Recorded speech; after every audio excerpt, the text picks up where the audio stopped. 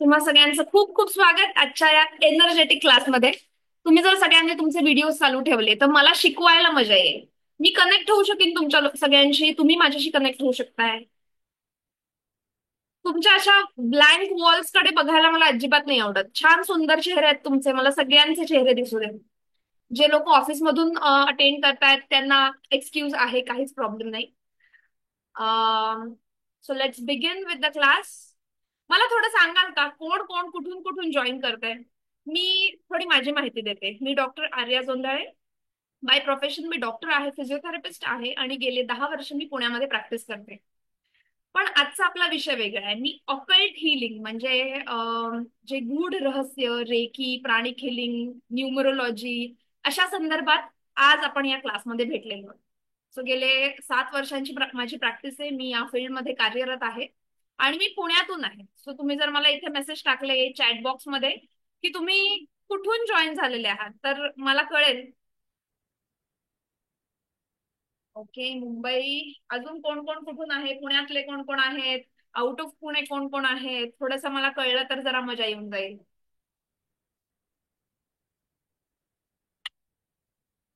Thane, Daund. Daund Pune, okay. Amravati. अरे वा, छान. पुण्यातले खूप जण आहेत, व्हेरी गुड. खूप सुंदर आहे. तुमच्यापैकी बरेच लोक आज मला पहिल्यांदा बघत असतील, माझ्याशी पहिल्यांदा बोलत असतील. आणि काही लोक ऑलरेडी माझे क्लासेस ज्यांनी माझे केलेले आहेत असे लोक काही असतील. तर सुरुवात करूयात. ठीक आहे, हे बघा, आज आपले हे 3ही दिवसांचा जो क्लास आहे ना, हा इंटरॅक्टिव्ह राहणार आहे, प्रॅक्टिकल राहणार आहे. तुमच्याकडून जेवढं मला इनपुट मिळेल तेवढं मी तुम्हाला खूप माझ्याकडून माझं नॉलेज तुम्हाला पास ऑन करू शकेन. ओके. सो माझ्याशी बोलत राहा. तुम्हाला काहीही शंका असतील तर त्या शंका विचारत राहा. Okay. So let's begin. Let me share my PPT.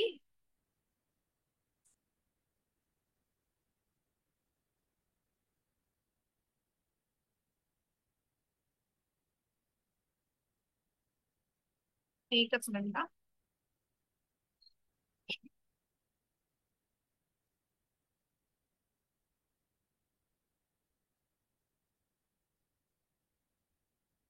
So आजच्या क्लासमध्ये आपण का बरं भेटलोय सांगा जरा. प्रत्येकाला मनी रेकी बद्दल माहिती आहेच असं नाहीये, हो की नाही? सो आपण सुरुवात करूयात बेसिक आपल्या.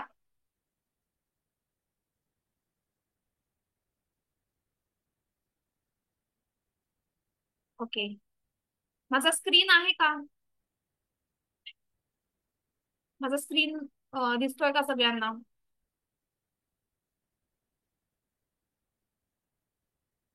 स्क्रीन दिसतोय? व्हॉइस लो आहे? ओके, मी ट्राय करते मॅक्सिमम व्हॉइस तुमच्यापर्यंत पोहोचवायचा, पण माझ्या साईडनी फुल व्हॉइस आहे. आवाज ऐकू येतोय ना? ओके.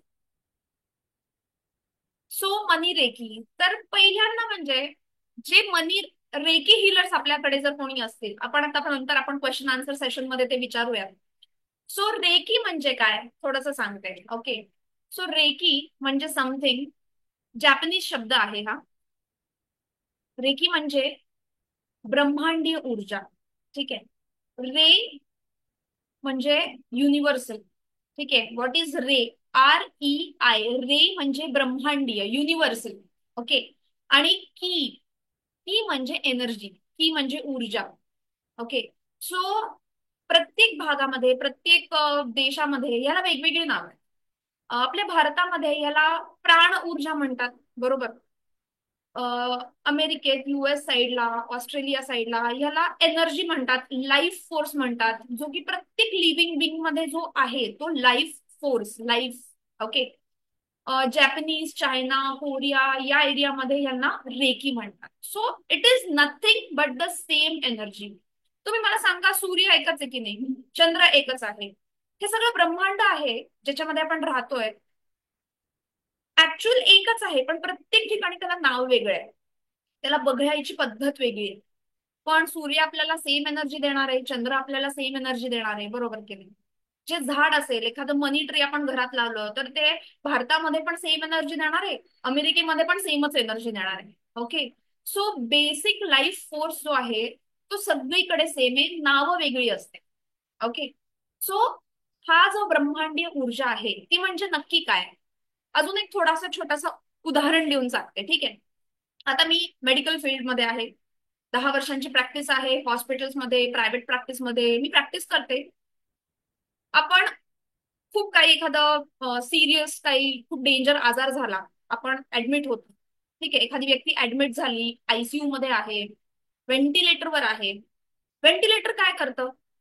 व्हेंटिलेटर आपल्याला कृत्रिम श्वास देतं. बरोबर, ऑक्सिजन आपल्या चेस्टमध्ये, लंग्समध्ये आपल्याला इन्सर्ट करत राहतं. तरी सुद्धा एका पॉइंटला डॉक्टर आपल्याला असं सांगतात की आपल्याला आता व्हेंटिलेटर काढावा लागणार आहे, त्यांची बॉडी रिस्पॉन्ड करत नाहीये. बरोबर सांगतात. मग का बरं? आपण जर कृत्रिम श्वास देऊ शकतो, आपण कृत्रिम हार्ट लावू शकतो, आपण कृत्रिम कृत्रिम गुडघे लावू शकतो, कृत्रिम आपण लंग्स लावू शकतो, तर आपण आपल्या पेशंटला वाचवू का नाही शकत? बरोबर प्रश्न पडला आपल्याला. जर आपलं सायन्स एवढं पुढे गेलेलं आहे तर मग आपण आपल्या खूप जीवश्य अशा आपल्या नातेवाईकांना, आपल्या पेशंटला वाचवू का नाही शकत? कारण का त्याच्यामधली जी लाईफ फोर्स आहे, जी ऊर्जा आहे, ती ऊर्जा कुठे कुठे कमी पडत चाललेली आहे, हळूहळू ती कमी होतीये. आणि एका पॉइंटला जेव्हा तो लाईफ फोर्स, ती जी प्राणिक ऊर्जा आहे, ते जे रेकी ऊर्जा आपल्या बॉडीमध्ये आता प्रेझेंट आहे, जेव्हा ती हळूहळू हळूहळू शरीरातून निघून जाते, कमी पडते, तेव्हा आपलं शरीर हे प्राणहीन होत. मग त्यावेळेला आपले डॉक्टर्स, रेकी हिलर्स, ऍस्ट्रोलॉजर्स, न्यूमरोलॉजर्स, क्रिस्टल्स, कोणीच आपल्याला काही मदत करू शकत नाही. हीच ती प्राण ऊर्जा. लक्षात येत आहे? मी फक्त तुम्हाला एक एक्झाम्पल दिलं, कारण का बरेचदा असं होतं, ठीक आहे कळलं, रेकी म्हणजे काय ते कळलं, पण एक्झॅक्टली ते वर्क कसं करतं असा प्रश्न पडतो. सो ह्याच ऊर्जेला आपल्याला आपल्या फायनान्शियल ग्रोथसाठी कसं यूज करायचंय ते आपण या क्लासमध्ये शिकणार आहोत. ओके. रेकीचे खूप सारे वेगवेगळे प्रकार आहेत. ठीक आहे. अं, रेकीचे खूप सारे वेगवेगळे प्रकार आहेत. जसं की एक बेसिक उसूई रेकी म्हणून प्रकार आहे, जो की जॅपनीज प्रकार आहे, उसूई. ठीक आहे. मिकाऊ उसूई यांनी तो डेव्हलप केलेला आहे, जे मी शिकलेली आहे आणि जे मी वापरते, बरेच लोकांनी वापरला असेल. करुणा रेकी आहे, त्याच्यानंतर लक्ष्मी रेकी आहे, विष्णू रेकी आहे, आता शिवरेकी म्हणून पण असे खूप सारे रेकीचे प्रकार आहेत. ज्या ज्या भागातून ह्या ऊर्जा आलेल्या आहेत त्यांना तसं नाव पडलेलं आहे. ठीक आहे. सेम वेज ह्याच ऊर्जांचा वापर करून आपण आपले फायनान्शियल गोष्टी कशा सुधारवू शकतो ह्याचा अभ्यास म्हणजे मनी रेकी होय. ठीक आहे. आता आपल्या क्लासमध्ये कोणी आहेत का रेकी प्रॅक्टिशनर, जे ऑलरेडी कुठल्याही प्रकारची रेकी प्रॅक्टिस करतात किंवा प्राणिक हिलिंग प्रॅक्टिस करतात, एनिथिंग ऑकल्ट सायन्सची कोणी क्रिस्टल प्रॅक्टिस करत असेल तर तुम्ही मला मेसेज करा. कमॉन मला सांगा बरं, कोणी आहे का जे ऑलरेडी प्रॅक्टिस करते? कुसुई रेकी करताय, करुणा रेकी करताय, शिवा रेकी करताय? कोणीच नाहीये. ओके, रेकी शिकलो आहे पण प्रॅक्टिस करत नाहीये. बर, ठीक आहे. अजून कोण? एनीबडी? कोणी रेकी हिलर नाहीये का? म्हणजे मला सगळं बेसिक पासून शिकवायचंय. Usui. Okay, Usui reiki Rutuja madam, very good. So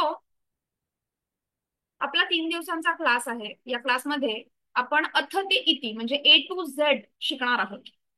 so जेव्हा आपण एखाद्या एनर्जी रिलेटेड गोष्टीला सुरुवात करतो, ठीक आहे, आपल्याला कुठल्याही प्रकारची एनर्जी सोबत आपल्याला कनेक्ट व्हायचंय, त्याच्यासाठी पहिल्यांदा आपलं मन जागेवर असणं गरजेचं आहे. लक्षात येते? म्हणजे तुम्ही फॉर एक्झाम्पल देवळात गेलं, ठीक आहे, खूप लाईनीमध्ये थांबून 2-3 तास लाईनीत थांबून तुम्ही एखाद्या देवळात गेलात आणि देवाचं दर्शन घेताना तुमच्या मनामध्ये विचार येतोय, अरे माझी साडी खराब झाली, इस्त्रीच गेलीये साडीची, बाळच काय करतंय माझं. हे जर मनात तुमच्या विचार येत असतील तर ते दर्शन तुमचं सफल होईल का? सांगा बरं. नाही होणार. ती एनर्जी 1 मिनिट खूप पुरेसा आहे, 1 सेकंदही पुरेसा आहे त्या एनर्जीशी कनेक्ट व्हायला. पण तो तुम्ही कधी व्हाल, जेव्हा तुमचं मन जागेवर असेल, जेव्हा तुमचं मन शांत असेल, बरोबर की नाही? सो पहिल्यांदा आज फर्स्ट डे आहे आपला, तर आपण थोडस आपल्या मनाला शांत करूया. ठीक आहे? थोडस पुढे जाऊ आणि मग एक छान मेडिटेशन करूयात आपण. So what is money reiki हे आपण बघितलेलं आहे की मनी रेकी म्हणजे nothing but it is a life force जो आपल्या सगळ्यांना चालवतो. ठीक आहे? आता तुम्ही मला छोट्या छोट्या प्रश्नांचं उत्तर द्या. आपण what is ultimate goal of our life? सांगा बरं की आपण हे जीवन का जगतो. आपण लहान असतो, बाळ असतो, मग मोठे होतो, शाळेत जातो. शाळेमध्ये आपल्याला सगळे सांगतात की नाही, नीट अभ्यास कर, चांगले मार्क पाड. 10वी होते, 12वी होते, मग आपण कॉलेजला डिग्री होते, मग कुठेतरी जॉब लागतो, लग्न होतं. हे सगळं का आपण करतो? हे आपल्या लाईफचं सायकल आहे, पण आपण हे का करतो? आपले आई वडील सांगतात म्हणून आपण आपल्या मुलांनाही तेच करायला लावतो. बरोबर की नाही? का? वाय? आपल्या लाईफचा अल्टिमेट गोल काय आहे? ध्येय काय आहे आपल्या लाईफचं? कोणी सांगू शकेल मला? एनीबडी? मेसेज करू शकताय कोणी? आपले कर्म पूर्ण करण्यासाठी. ओके, खूप डीप आहे मॅडम, व्हेरी गुड. अजून सोपं. एवढं डीप आपल्याला नकोय, थोडस अजून सुपरफिशियल. काय आहे आपल्या लाईफचं एक अंतिम ध्येय असतंय, काहीतरी एक ध्येय ज्याच्यासाठी आपण जगत असतो.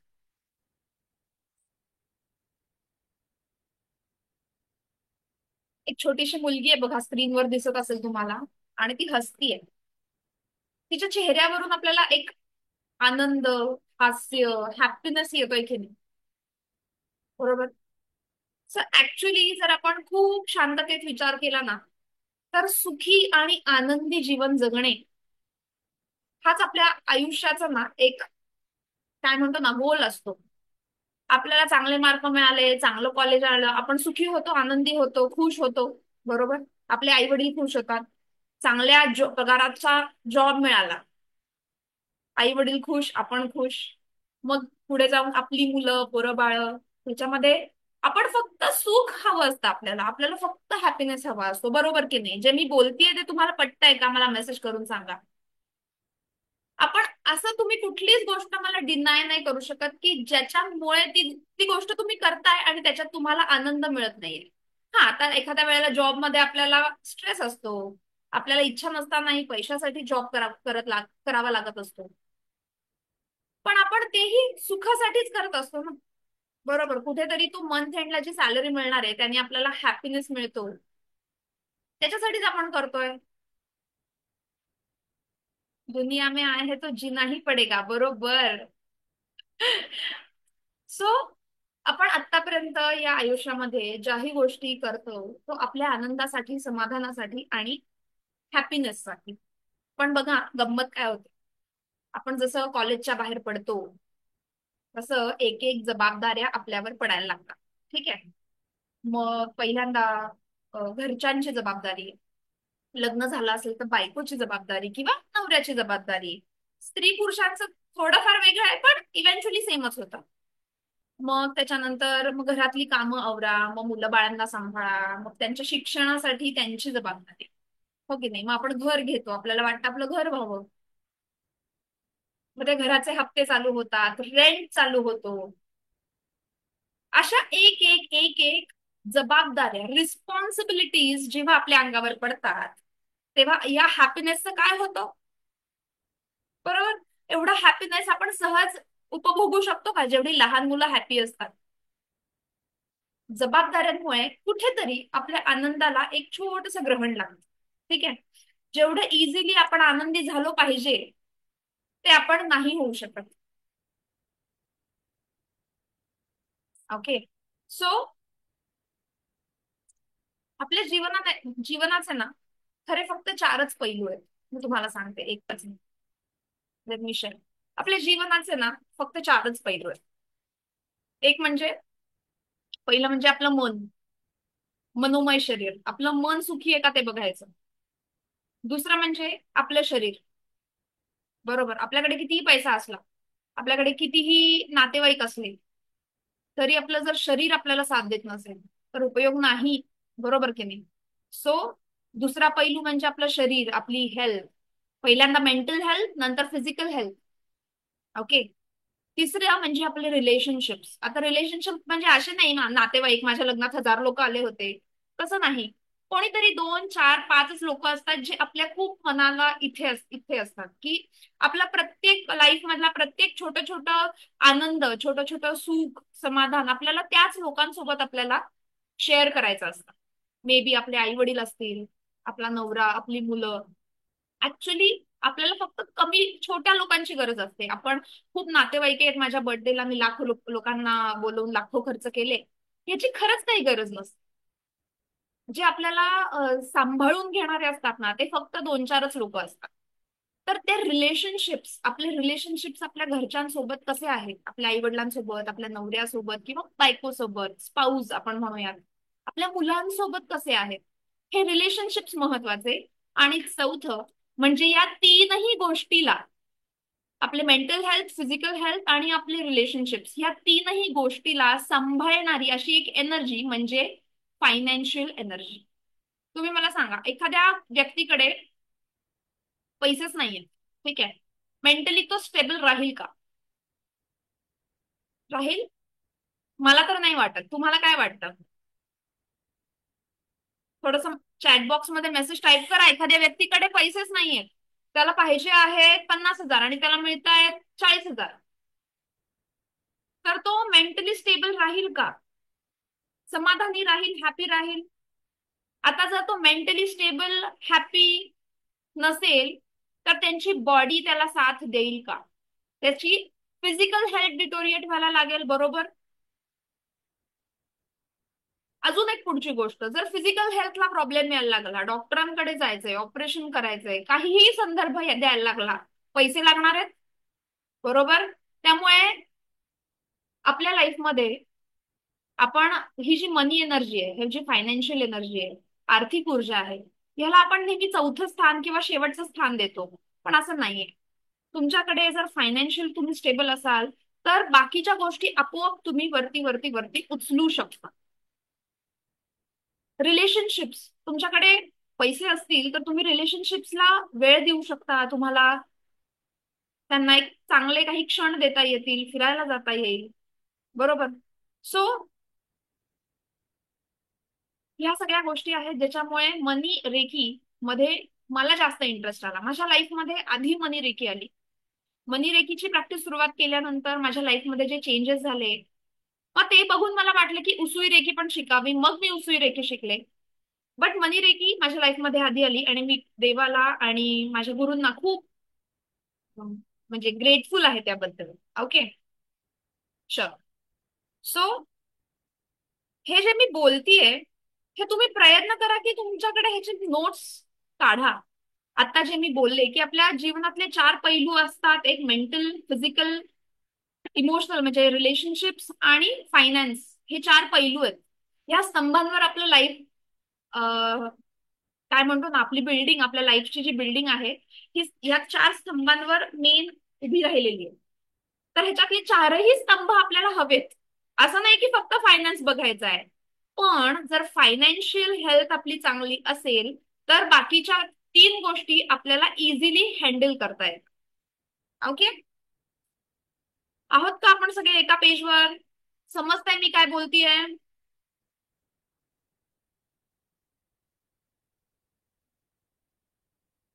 बोर होत नाहीये, कोणाला झोप येत नाहीये, भूक लागत नाहीये, बरोबर की नाही? ओके. शुअर. पुन्हा एकदा माझं स्क्रीन दाखवते.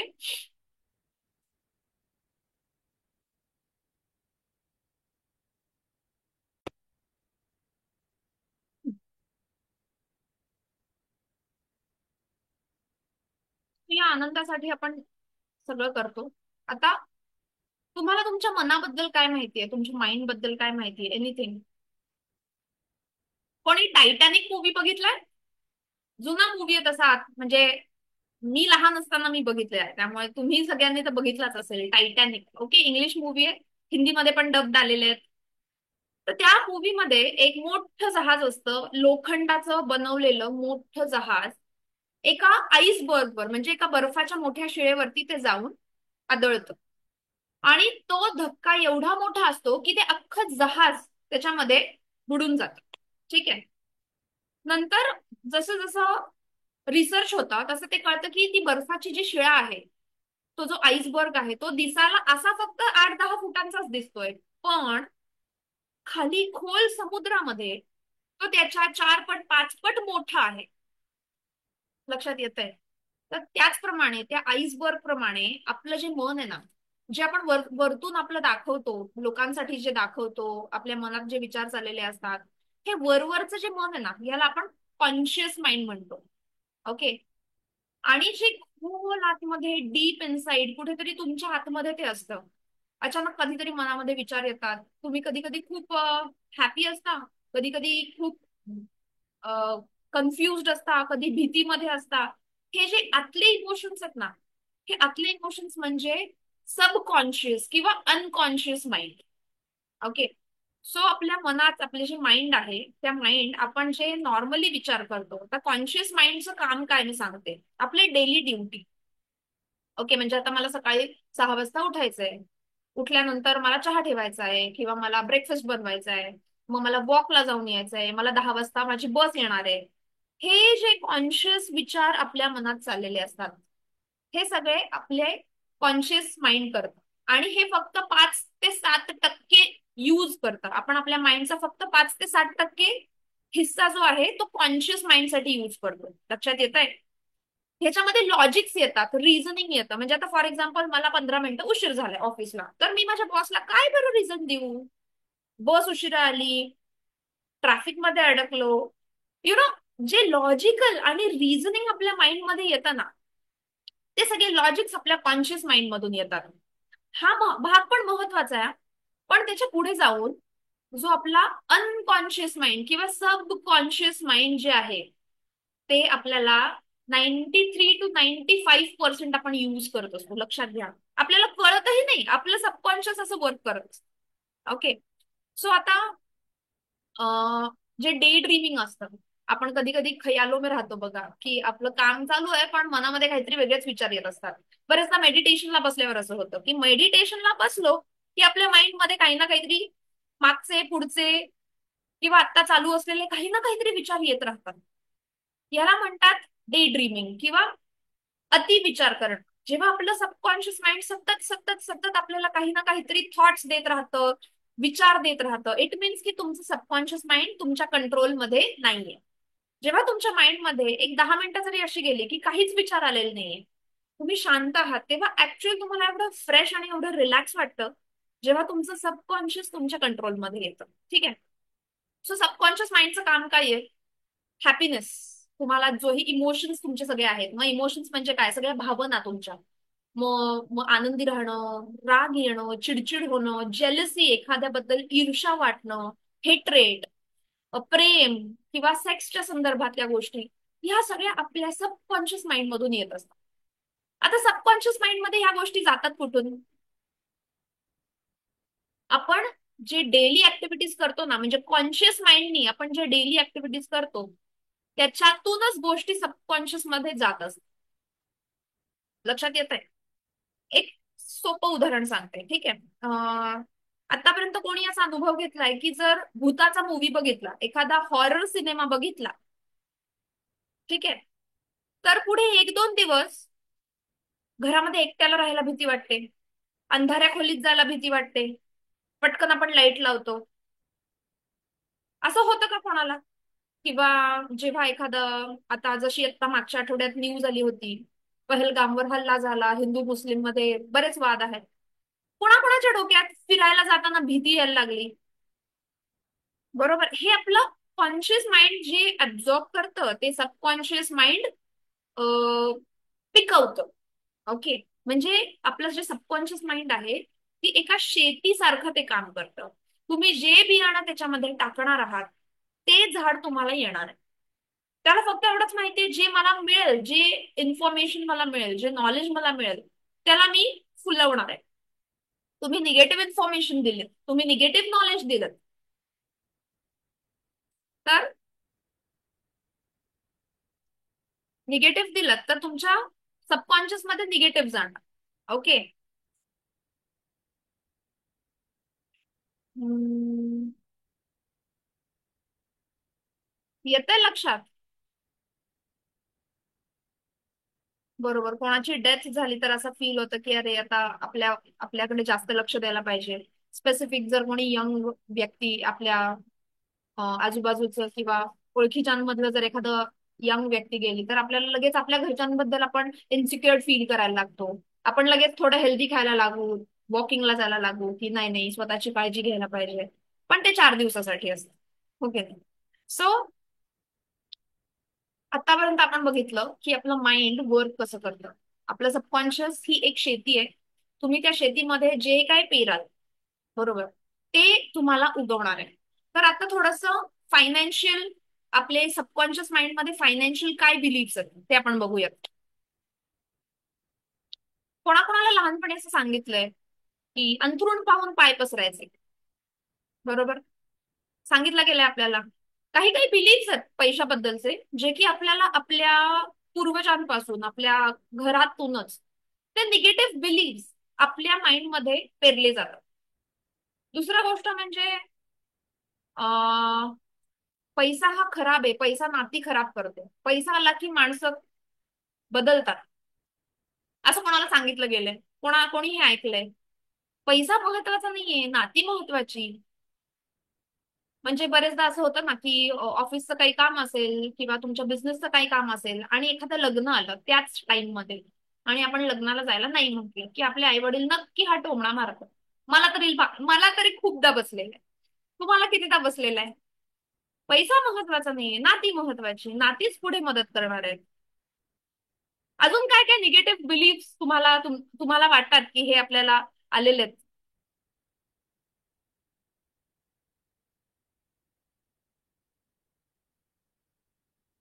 एनिथिंग जे तुम्हाला वाटतं. पैसा कमवायला फार अवघड असतो, बरोबर. पैसा सांभाळून वापरायचा बरोबर आहे, जिथे गरज आहे तिथेच खर्च करायचा. पण करताना काय माइंडसेटने खर्च करायचा हे आपल्याला कधी सांगितलंच गेलेलं नाही, बरोबर. सो या क्लासमध्ये आपण तेच शिकणार आहोत. आता मी तुम्हाला एक एक्झाम्पल देते. अं, दोन व्यक्ती आहेत. व्यक्ती ए आहे आणि एक व्यक्ती बी आहे, ओके. ए जी आहे ती तिच्या लाईफमध्ये खूप स्टेबल आहे, हेल्दी खाते व्यवस्थित, घरचं खाते, हेल्दी खाते, एव्हरीडे एक्सरसाइज करते, माइंडसेट खूप क्लिअर आहे, मेडिटेशन करते, धार्मिक आहे थोडा. सो ही ए व्यक्ती आहे, ठीक आहे. आणि बी व्यक्ती ह्याच्या अपोजिट आहे. बी व्यक्ती लेझी आहे, खूप आळशी आहे, सकाळी उठवायला त्रास होतो त्यांना, अबरचबर बाहेरचं जंक फूड खाणं, एक्सरसाइज म्हणजे स्वप्नातच करते ती व्यक्ती. सो अशी एक व्यक्ती आहे की जी तिच्या लाईफमध्ये फक्त मजा मारण्यामध्ये व्यस्त आहे, ठीक आहे. आणि दोन्ही व्यक्तींचा ऍक्सिडेंट झाला आणि दोघांचंही काहीतरी हार्ड फ्रॅक्चर झालं, ओके, बोन त्यांचा फ्रॅक्चर झाला. व्हॉट डू यू थिंक, कुठल्या व्यक्तीची रिकव्हरी फास्ट होईल? Just type me in the chat box. व्यक्ती ए आहे जो खूप हेल्दी जीवन जगतो, एक्सरसाइज करतो, माइंडसेट खूप पॉझिटिव्ह आहे. आणि बी व्यक्ती आहे जे अपोजिट आहे, ज्याचा माइंडसेट निगेटिव्ह आहे, जो काउच पोटॅटो, एक्सरसाइज करत नाही, जंक फूड खातो, मस्त पोट सुटलेलं आहे, आणि त्याचा हार्ड फ्रॅक्चर झालं. तर कोणाचं रिकव्हरी फास्ट होईल? कम ऑन, मला इथे चॅटबॉक्स मध्ये टाईप करा. अश्विनी मॅडम ए म्हणतायत, ओके. ए, ए, श्रद्धा ए. कोणाचंच बी आन्सर नाहीये. ए बरोबर. का? ए का? रिझन द्या कोणीतरी. एनीबडी? सिम्पल की त्याची एनर्जी फील्ड जे आहे, त्याचं माइंडसेट, त्याची बॉडी, हे पूर्णतः पॉझिटिव्ह सवयींनी, त्यांनी सवयी आहेत बेसिकली त्याला, त्याच्यामुळे त्याची रिकव्हरी फास्ट होणार आहे. सेम वेज अजून एक उदाहरण देते. ए व्यक्ती आहे जिने लहानपणापासून गरिबी पाहिलेली आहे. आई वडिलांनी खूप कष्ट केलेले आहेत, त्यांना शिकवलंय, खूप कष्टाने शिकवलेलं आहे, आणि सतत हे सांगितलं गेलेलं आहे की पैसा कमावणं अवघड आहे. पैसा सेविंग जास्त करा, जास्त खर्च करू नका, यु नो सगळे मनीच्या रिलेटेड निगेटिव्ह बिलीफ त्याच्या मनात आहेत. आणि बी व्यक्ती आहे, बी व्यक्तींनी लहानपणापासून तेही सोच आहेत, ठीक आहे, खूप खूप श्रीमंत नाहीयेत, पण त्याच्या आई वडिलांनी कधी त्याला सतत नकार दिलेला नाहीये की तुला हे हवंय आपण घेऊयात, एक महिन्याने घेऊ. ओके, डिफरन्स आहे. मला आत्ता घेता येत नाहीये असं म्हटलेलं नाहीये त्याचे आई वडील, असं म्हटलंय की आपण थोड्या दिवसांनी घेऊ. त्याच्या लाईफमध्ये त्याला बरेचदा आई वडिलांनी गोष्टी दिलेल्या आहेत, त्याला कधी पैशाची कमी जाणवून दिलेली नाहीये, ठीक आहे. आणि दोघांनी बिझनेस चालू केला, एनी पण बिझनेस चालू केला, बीनी सुद्धा बिझनेस चालू केला. तुम्हाला काय वाटतं, कोणाचा बिझनेस जास्त चांगला चालेल, कोण जास्त प्रॉफिट कमवेल? What do you think? Any guesses? B? B? एक दोन जणांचे आन्सर्स आलेत, बाकीचे सगळे ब्लँक आहेत आय गेस. हे बघा, एक लक्षात घ्या, आपल्या लाईफमध्ये आपल्याला लहानपणापासून आपल्या सबकॉन्शियस मध्ये जे काही पेरलेलं असतं ना, तेच आपण अट्रॅक्ट करत असतो. ओके. जर एखाद्या व्यक्तीच्या मनामध्ये पैशाबद्दल भीती असेल, नकारात्मकता असेल, तेच त्याच्या लाईफमध्ये पुढे फायनान्शियल ब्लॉकेजेस डेव्हलप करतायत.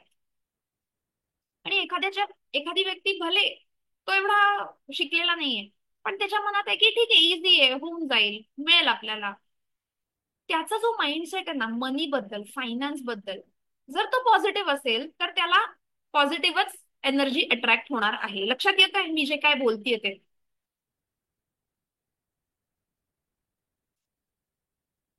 बरोबर. सो पहिली गोष्ट म्हणजे आपल्याला आपले मनातले, आपले सबकॉन्शियस मधले जे ब्लॉकेजेस आहेत, मनी ब्लॉक्स, ते काढायचे. मनी रेखी आपल्याला हे मनी ब्लॉक्स काढायला मदत करतात. ओके. त्याच्यामध्ये आपण वेगवेगळ्या गोष्टींची मदत घेतो, जसं की अफर्मेशन्स आहेत, मेडिटेशन आहे, ठीक आहे. त्याच्यानंतर काही स्पेसिफिक रेमेडीज ज्या की मनी ब्लॉकेज दूर करण्यासाठी आपल्याला वापरायच्या आहेत. अशा सगळ्यांचा एक अर्क मिळून मनी रेखीची प्रॅक्टिस आपण सुरुवात करतो. Okay. So let me again share my screen.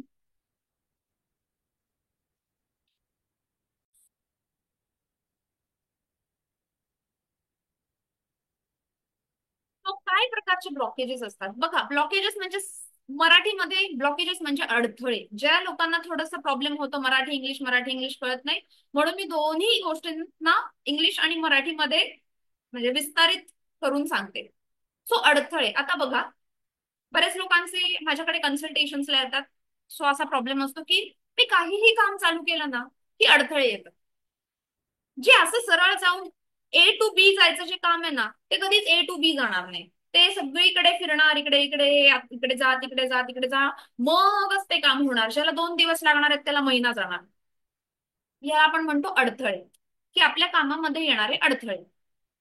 त्यालाच इंग्लिशमध्ये आपण ब्लॉकेजेस म्हणतो.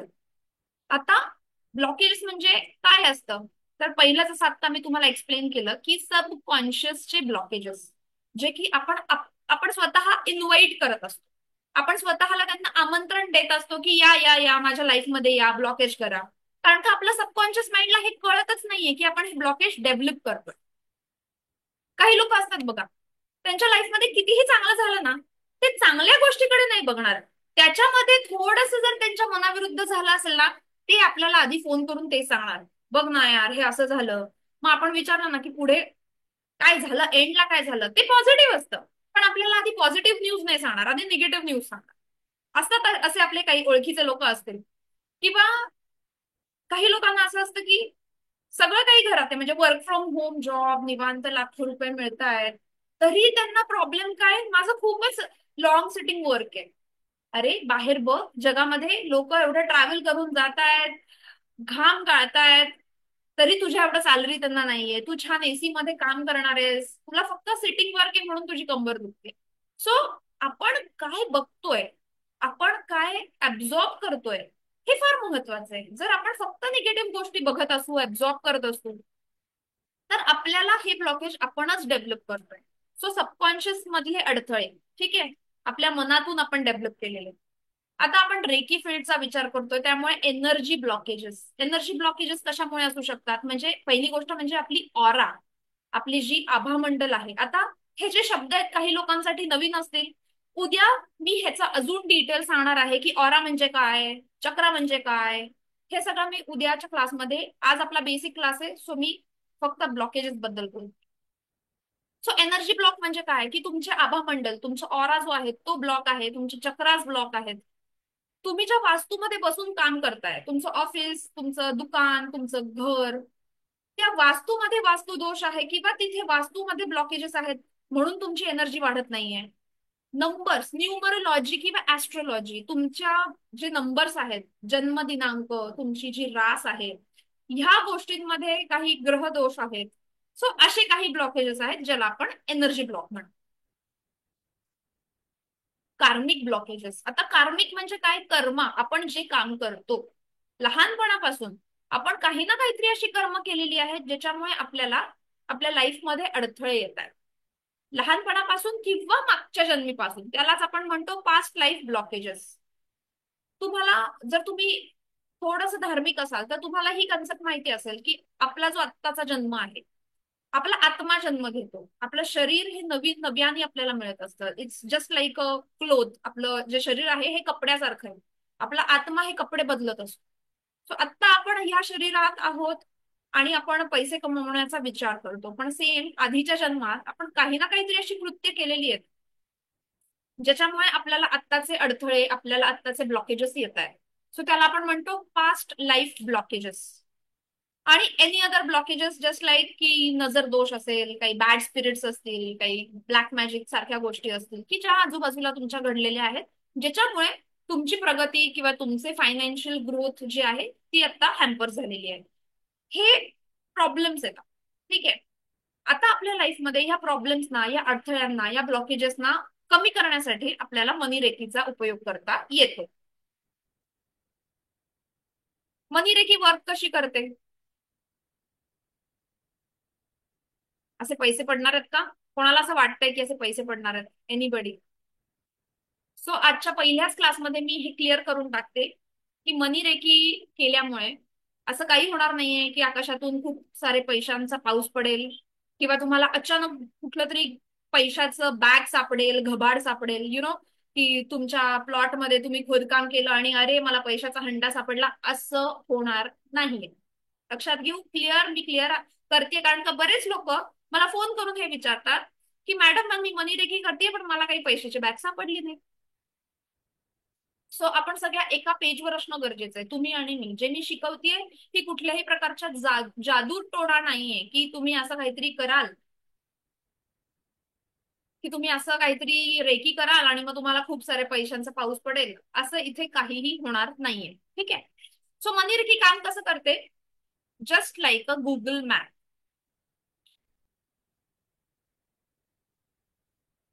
Just like a Google map. Money रेकी आपल्याला आपले गोल्स, आपले जे फायनान्शियल गोल्स आहेत ते इझिली अचीव करायला मदत करते. म्हणजे फॉर एक्झाम्पल, तुम्हाला जॉब हवाय, तुम्ही वर्षभर जॉब शोधताय, तुम्हाला मनासारखा की मला मला 15 लाखाची पर ॲनम सॅलरी हवी आहे आणि मला असा जॉब शोधतोय मी, किंवा मला 25 लाखाची पर ॲनम सॅलरी हवी आहे पण मला गेले 2 वर्ष मी जॉब शोधतोय, मला जॉब मिळत नाहीये. अशा केसमध्ये जेव्हा तुम्ही मनीरेकी कराल, त्याची प्रॅक्टिस कराल, त्यावेळेला तुमचे ते ब्लॉकेजेस क्लिअर आउट होत जातात आणि तुम्हाला ती अपॉर्च्युनिटी आहे ना, त्या स्पेसिफिक कंपनीमध्ये ती तुमची स्पेसिफिक पोस्ट, आणि तुम्हाला ते योग्य वेळेला ती बातमी कळणं की इथे माझ्यासाठीची पोस्ट अवेलेबल आहे, ह्या चारही गोष्टी सांधून आणायला मनीरेकी मदत करणार. लक्षात येत आहे? अपॉर्च्युनिटीज आपल्याला आपल्याला वेगवेगळ्या संधी आणून देते मनीरेकी. हा. आपल्या आपले जे मधले मधले अडथळे असतात ना, लाईफ मधले जे ब्लॉकेजेस आहेत, अडथळे आहेत, निगेटिव्ह गोष्टी ज्या आपल्या लाईफमध्ये घडत आहेत, त्या कमी करते money reiki. Guide what's wrong and what's right, wrong and right. So आपल्याला कधी कधी असं कळत होत नाही की डिसिजन मेकिंग होत नाही आपली, काय बरोबर आहे काय चूक आहे. आपल्याकडे दोन संधी आल्या, मी इथे जाऊ का इथे जाऊ, ही जी आपण एक म्हणतो ना की गायडन्स. जेव्हा तुम्ही मनीरेकी मेडिटेशन करता, त्या मेडिटेशन मध्ये जेव्हा तुम्ही तुमचं स्पेसिफिक क्वेश्चन विचारता, तुम्हाला तुमच्या मनाने ते उत्तर दिलेलं असतं, ते मनीरेकीने तुम्हाला हेल्प केलेली असते. ओके. तुमचे एनर्जी ब्लॉकेजेस मग ते सगळ्या प्रकारचे, मग तुमच्या ऑरामधले, चक्रामधले, वास्तूमधले, ऍस्ट्रोलॉजी प्रमाणे, न्यूमरोलॉजी प्रमाणे अजून काही निगेटिव्ह काही तुमचे दोष असतील, तर ते सगळे ब्लॉकेजेस, सगळे अडथळे दूर करायला मनी रेकी मदत करते. आणि फायनान्शियल कार्मिक ब्लॉकेजेस सुद्धा कमी करायला मदत करते. आता इथे थोडंसं मी सांगेन तुम्हाला की व्हॉट इज फायनान्शियल कार्मिक blockages. Okay, let me stop. Okay, तर बघा, गेल्या वर्षभरामध्ये माझ्याकडे बरेच लोक आले होते कन्सल्टेशनसाठी.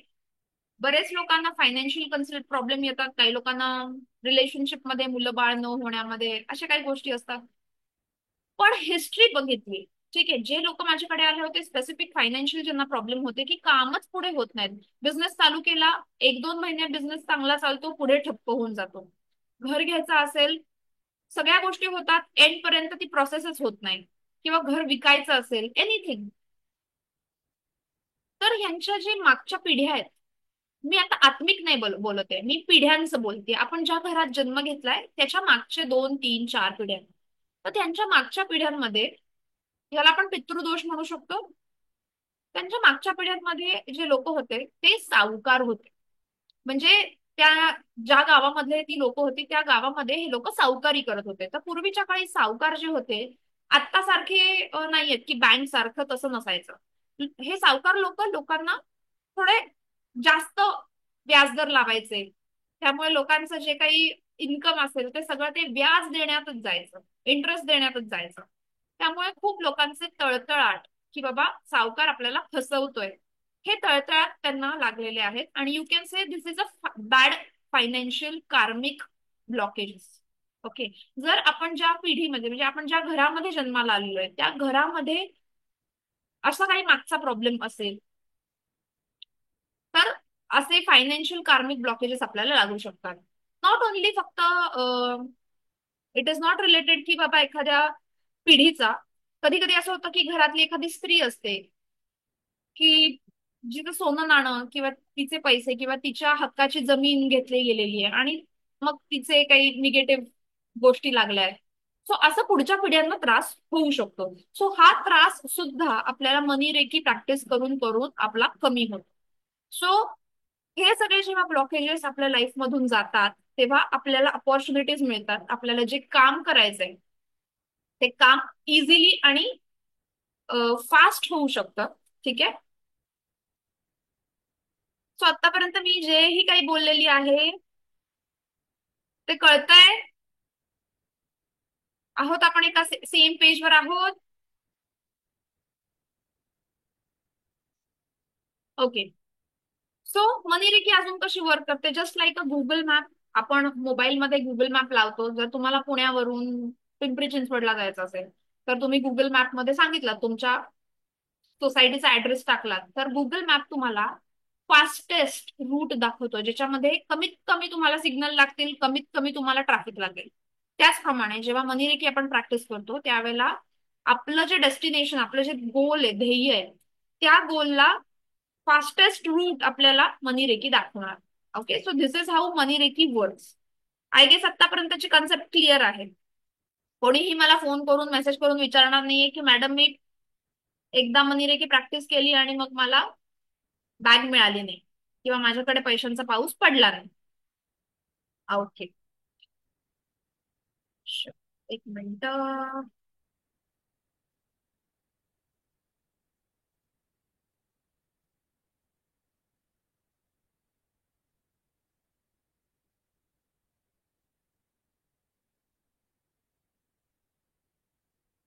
तो आज आपण एक छानसं मेडिटेशन करणार आहोत.